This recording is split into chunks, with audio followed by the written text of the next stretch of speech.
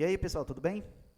Bom, muita gente às vezes fala comigo, liga, manda e-mail, pergunta como é que pode melhorar a qualidade das fotos no consultório ou na pós-graduação.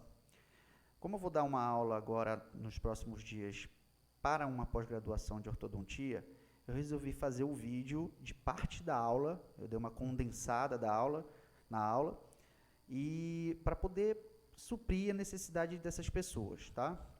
Naturalmente, nós não estamos falando das fotos artísticas, que a gente vê aí do Clique Dudu, enfim. Naturalmente, nós estamos falando de fotos que vão ajudar na melhoria do diagnóstico e no planejamento dos casos clínicos que vocês têm dentro do consultório, certo? Então, como a aula que vem é a aula para um curso de ortodontia, de pós-graduação em ortodontia, eu resolvi dividir em dois tipos as fotos, tá? São as fotos extraorais e as fotos intrabucais, as intraorais. Nas fotos extraorais, a gente está falando principalmente para ortodontia, a gente tem a necessidade de deixar o paciente na posição natural da cabeça para que a gente possa fazer uma avaliação mais aproximada do que o paciente apresenta na vida real, certo? Tem alguns pacientes que são compensados, enfim, mas aí a gente acaba entrando na exceção. Bom, a gente vê às vezes fotos extrabucais com a cabeça desequilibrada. Isso pode sim ser uma posição natural, mas na maioria das vezes não representa a realidade, tá? Então, às vezes a gente vê o paciente com um posicionamento da cabeça um pouco mais inclinado, cabeça girada, e quando a gente faz as fotos, a gente tem que ter um pouco de cuidado para isso não acontecer, certo? Mas como a gente está falando de equipamentos, como a gente está falando de instrumentos para melhorar a qualidade da foto, eu sempre cito que a gente deveria usar o artifício da posição natural da cabeça, com um fio de nylon pendurado no teto do seu consultório, no espaço que você vai delimitar para isso, tá? E na ponta dele um peso, que pode ser um peso, por exemplo, de pesca, enfim, algum peso que faça esse fio esticar na sua totalidade. Esse peso ele tem que ser normalmente um pouco mais pesado que o fio, para que ele possa esticar realmente, tá? O que vai acontecer? O peso vai fazer com que o fio fique posicionado numa vertical verdadeira, devido à ação da gravidade, e aí você pode, com a foto feita, ajustar a vertical verdadeira e deixar a cabeça do paciente no computador com o posicionamento ideal. Uma dica que eu dou sempre é quando você for comprar o fio de nylon, compre um fio de nylon um pouco leve e de preferência com cor, porque quando a gente faz a foto, de repente, seria interessante a gente poder vê-la, né? Ver o fio. Isso é bem legal.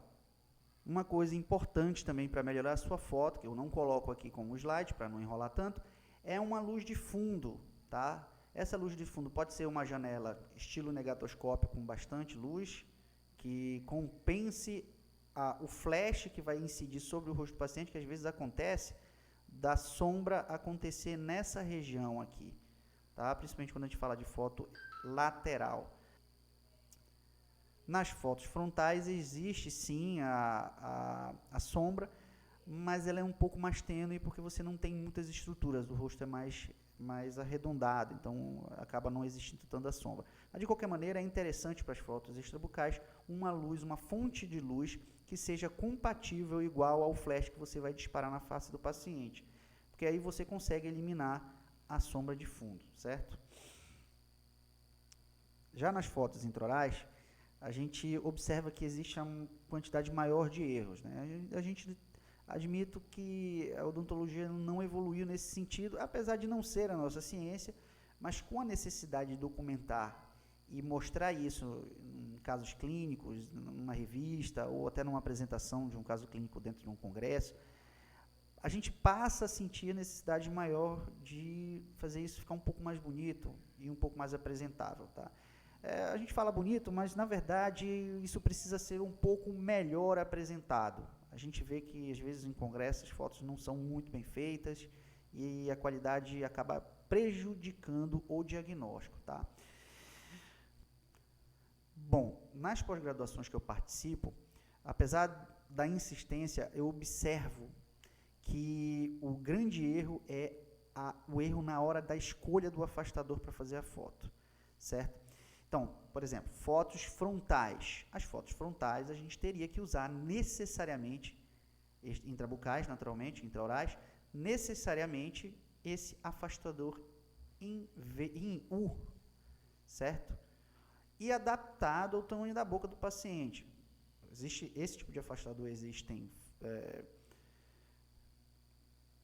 esse tipo de afastador existe infantil e adulto, o que não necessariamente precisa ser infantil para crianças e adulto para adultos. Você faz o jogo compensando o tamanho da boca do paciente, mas de preferência utilizar esse tipo de afastador para fotos intraorais frontais, certo? O que a gente observa muito é isso aqui, ó. Às vezes a gente faz as fotos com os pacientes com um afastador em V, que é para fotos laterais. Você consegue o intuito da foto, na maioria das vezes, sim, mas esteticamente fica um pouco complicado, não fica legal. E a gente ainda tem um problema, às vezes, de usar aqueles afastadores que são coloridos, e isso aí, às vezes, atrapalha um pouco a qualidade da foto, certo? São fotos que a gente consegue alcançar o objetivo, mas, infelizmente, elas não estão esteticamente tão agradáveis quanto se você estivesse utilizando o afastador que realmente é adequado para essa situação, certo? Já para fotos laterais, a gente pede que seja utilizado o afastador em V, que também tem tamanhos adulto e infantil e também não são necessariamente utilizados infantil para criança e adulto para adulto. Você vai utilizá-lo de acordo com a necessidade e o tamanho da boca do paciente. Então, a gente consegue resultados bem mais satisfatórios, afastando mais lábios com esse tipo de afastador em V, quando você faz fotos laterais. Às vezes a gente observa isso aqui, ó, fotos com um afastador em U para fazer lateral, fotos laterais, e nem sempre a qualidade é tão interessante, porque a gente não consegue afastar o lábio. O paciente às vezes não consegue equilibrar a cabeça, porque você precisa às vezes puxar um pouco mais por conta da dificuldade de você enxergar dente mais na posterior, e prejudica às vezes a estética também da foto, né? Então a gente precisa ter cuidado com isso. Sem contar que esse em V, quanto mais afastado dessa região anterior do lábio, mais ele consegue verter o lábio para cima dos dentes. E tem situações que você às vezes faz a foto maravilhosamente bem na posterior, mas os lábios passam a cobrir um pouco a região anterior, o que não é desejado numa foto lateral. Uma outra coisa importante são as fotos oclusais. Normalmente as fotos oclusais são feitas com espelhos, então você tem uma infinidade de espelhos, esse, que você utiliza também para fazer fotos laterais, né? Esses aqui você pode fazer fotos laterais. Eu particularmente não gosto de fazer fotos laterais com espelho, mas eu penso que essa versão aqui ela é mais adequada para as fotos oclusais, é o que eu consigo resultados melhores, tá? Então, como eu falei, você também tem outros tipos de espelho para utilizar para fazer fotos laterais, enfim.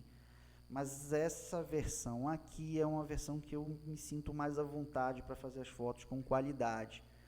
Então, ampliei um pouco mais o recorte. Nas fotos oclusais, a gente invariavelmente faz as fotos em espelhos, certo? E normalmente as fotos em espelhos, elas pedem um pouco mais de cuidado, principalmente porque a gente vai afastar lábio, vai ter uma série de situações que podem prejudicar a foto.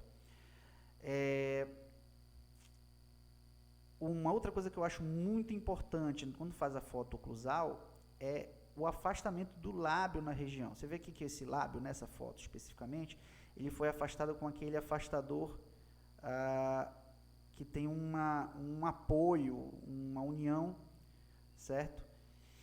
E para foto frontal, normalmente utiliza isso para fazer montagem de aparelho, enfim. Mas você vê que o lábio ele não está bem invertido, aqui, ele não está bem posicionado para a foto. Aqui é a mesma coisa, o posicionador até invadiu um pouco a foto e não deixou ela com tanta qualidade. Então, peço sempre para comprar ou para ter esse afastador que é sensacional, um afastador oclusal. Ele faz o afastamento dos lábios ficar assim bem mais satisfatório, certo? Então, por exemplo, nesse caso aqui, Se nós tivéssemos um afastador labial, ficaria um pouquinho melhor, certo? Aqui não tem esse afastamento. Aqui, principalmente, quando você tem esse PLA aqui, olha para onde o lábio está posicionado. E já está passando por debaixo do PLA. Então, se a gente tivesse um afastador, com certeza absoluta estaria melhor essa foto. Tá? Olha só. Lábio por cima dos dentes. E agora com um afastador. Então, você não vê nenhum lábio. O afastador faz até quase com um fundo para a foto. Então, assim, a qualidade, você vê que são fotos, não é o mesmo paciente, mas são fotos de um aparelho até semelhante, a qualidade desse e a qualidade desse. Então, você consegue ver realmente a foto oclusal bem melhor.